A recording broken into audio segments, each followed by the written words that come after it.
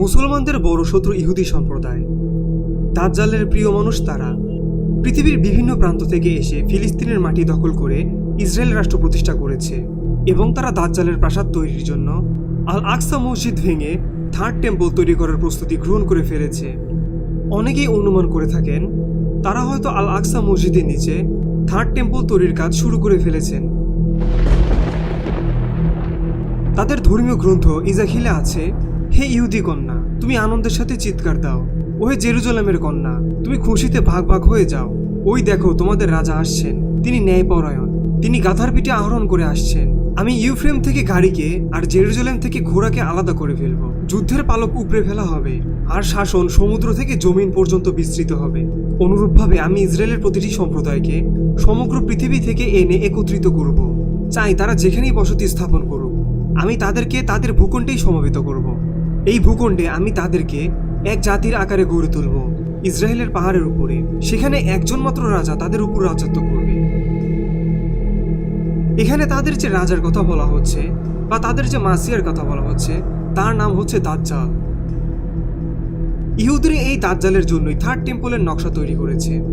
বর্তমানে জেরুজালেম তারা দখল করে রেখেছে, শুধুমাত্র অপেক্ষা করছে যাতে পুরো ফিলিস্তিনটাই তাদের নিজেদের ক্ষমতার অধীনে আনতে পারে এবং তখনই তারা থার্ড টেম্পলের কাজ সবার সামনে উন্মোচিত করবে। আপাত দৃষ্টিতে ফিলিস্তিনি ইমানদার মুজাহিদ বীর পুরুষদের ভয়ে থার্ড টেম্পল তৈরির কাজ শুরু করতে পারেনি, কিন্তু তাই বলে তারা যে গোপনে তার কার্যক্রম চালাচ্ছে না তা তো নয়। তাই তারা আধুনিক অস্ত্র দ্বারা ফিলিস্তিনিদের ওপর দিনের পর দিন আক্রমণ করে যাচ্ছে এবং হাজার হাজার বীর পুরুষদের শহীদ করে দিচ্ছে।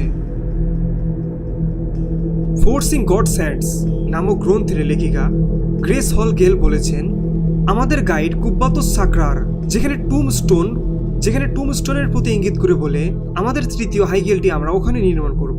হাইকেল নির্মাণে আমাদের সকল প্রস্তুতি সম্পন্ন আছে। তিনি তার গ্রন্থে উল্লেখ করে বলেছেন, তিনি সেখানে বলেছেন নির্মাণ সামগ্রী পর্যন্ত এসে পড়েছে, সেগুলো একটি গোপন স্থানে রাখা হয়েছে যেগুলোতে ইসরায়েলি কাজ চলছে। হাইকেলের জন্য দুর্লভ সব জিনিসপত্রও তৈরি করেছে।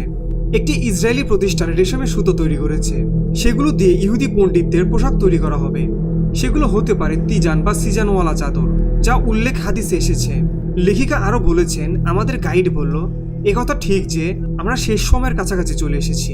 যেমনটি আমি বলেছিলাম যে কট্টর ইহুদিরা মসজিদটিকে বোমা মেরে উড়িয়ে দিবে, যার ফলে মুসলিম বিশ্ব আতঙ্কিত হয়ে পড়বে। এটি হবে ইসরায়েলের সঙ্গে একটি পবিত্র যুদ্ধ। এই বিষয়টি মধ্যখানে এসে হস্তক্ষেপ করতে মাসিও বা দাজ্জালকে বাধ্য করবে।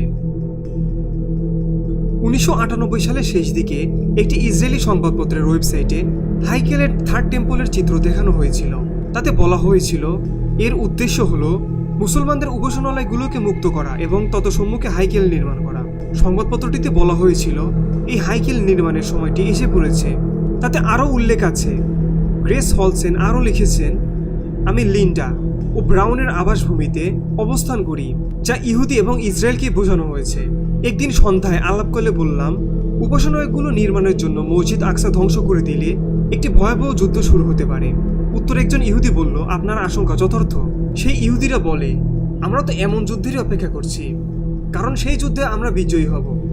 তারপর আমরা সমস্ত আরবকে ইসরায়েলের মাটি থেকে তাড়িয়ে দেব, আর তখনই আমরা আমাদের উপাসনালয়টিকে নতুনভাবে নির্মাণ করব। প্রিয় দর্শক, তাহলে বুঝতেই পারছেন ইহুদিদের চক্রান্ত কতটা জঘন্য হতে পারে। ইহুদিরা এত পরিকল্পনা করছে, আমাদের পবিত্র ভূমি থেকে আমাদেরকে বিতাড়িত করার পরিকল্পনা করছে, অথচ আমরা এখনো ঘুমিয়ে আছি। তাদের এই সমস্ত পরিকল্পনা প্রকাশ হয়ে যাওয়ার পরেও শুধুমাত্র কয়েকটি দেশ ছাড়া বাকি মুসলিম দেশগুলো এখনো ভোগ বিলাসে মত্ত রয়েছে। কেন তারা সালাউদ্দিন আইয়ুবীর মতো গর্জে উঠছে না? কেন তারা বাইতুল মুকদ্দাসের উদ্ধারের জন্য অভিযান চালাচ্ছে না? তাদের কি মনে নেই হাজার হাজার বীর পুরুষ রক্ত ও জীবন দিয়ে পবিত্র নগরী দখল করেছিল? মসজিদুল আকসা সেজে উঠেছিল নতুন রঙে। আজ তা মুসলমানদের কাছ থেকে ইহুদিরা ছিনিয়ে নিয়েছে। আজ তারা আমাদের পবিত্র ভূমি, আমাদের প্রথম কিবলা, নবীজি সাল্লাল্লাহু সাল্লাম যেখান থেকে মিরাজে গিয়েছিলেন, সেই মসজিদুল আকসা ভেঙে সেই জায়গায় দাজ্জালের জন্য থার্ড টেম্পল তৈরি করার পরিকল্পনা করছে। বর্তমান সময়ে মুসলিম শাসকদের বড় পরীক্ষা চলছে। বেশিরভাগ মুসলিম দেশগুলোর শাসকগণ এই ব্যাপারে একদমই উদাসীন। তারা ভোগ বিলাস এবং ক্ষমতা নিয়ে ব্যস্ত। যত তাড়াতাড়ি তাদের চোখ খুলবে মুসলিম সমাজের জন্য তত ভালো হবে। তবে আমাদের বিশ্বাস তাদের পরিকল্পনা ব্যর্থ হবে। হাদিসের মধ্যে এই তথ্য পাওয়া যায় যে ইহুদিরা মুসলমানদের কাছে পরাজিত হবে। পবিত্র হাদিস শরীফের মধ্যে রয়েছে, মুসলমানরা ইহুদিদের সাথে যুদ্ধ না করা পর্যন্ত কিয়ামত সংগঠিত হবে না। মুসলমানরা ইহুদিদের হত্যা করবে, এমনকি ইহুদিরা পাথর এবং গাছের আড়ালে লুকাবে। তখন পাথর ও গাছ বলবে, হে আল্লাহর বান্দা, এই যে আমার পেছনে এক ইহুদি লুকিয়ে আছে, তুমি এসে তাকে হত্যা করো। তবে গারকাত বলবে না, কেননা সেটি ইহুদিদের গাছ। সুনানে মুসলিম খণ্ড 4 পৃষ্ঠা 2239। ইহুদিদের বিরুদ্ধে মহান আল্লাহ জড় পদার্থগুলোকে বাকশক্তি দান করবে, তারাও ইহুদিদের বিরুদ্ধে সাক্ষ্য দেবে। এই মসজিদুল আকসা প্রথম কিবলা, পৃথিবীর তৃতীয় পবিত্রতম স্থান। মক্কা এবং মদিনার পরে আল আকসা তথা জেরুজালেম আমাদের পবিত্র শহর। তাই আমাদের বিশ্বাস আল্লাহ তাআলা এর হেফাজত করবেন, যেমনভাবে দ্বিতীয় কিবলা পবিত্র কাবা শরীফের হেফাজত করেছিলেন। সারা পৃথিবীর ইমানদার মুসলমান মসজিদুল আকসা হেফাজতের জন্য দোয়া করে যাচ্ছেন। ইনশাআল্লাহ তাদের এই দোয়া কবুল হবে। আল্লাহর কাছে দোয়া করি যেন আল্লাহ সমস্ত মুসলিম দেশগুলোকে ভ্রাতৃত্বের বন্ধনে আবদ্ধ করে দেন এবং বাইতুল মুকাদ্দাস উদ্ধারের কাছে তাদেরকে নিয়োজিত করে দেন।